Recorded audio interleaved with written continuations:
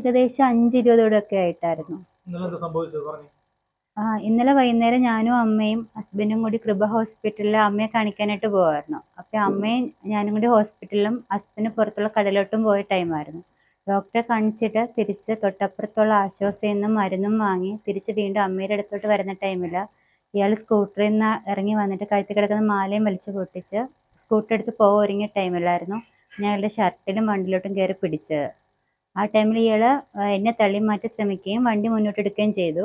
ഞാൻ പിടിവിടാതെ കൂടെ പോവുകയും റോഡിൽ രണ്ടുപേരും കൂടി വന്ന് വീഴുകയും നാട്ടുകാരെല്ലാം ഓടിക്കൂടുകയാണ് ചെയ്തത്.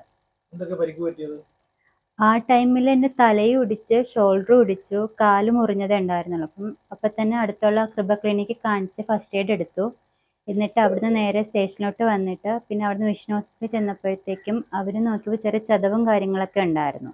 അപ്പോൾ ആ ടൈമിൽ ഇഞ്ചക്ഷൻ ഇതായതുകൊണ്ട് വേദന അധികം അറിഞ്ഞില്ല. രാവിലെ എഴുന്നേറ്റപ്പോഴത്തേക്കും നെഞ്ചിൽ നല്ല ചതവുണ്ട്, കാൽമുട്ടിൻ്റെ അവിടെയൊക്കെ നല്ല ചതവും കാര്യങ്ങളൊക്കെ ഉണ്ട്.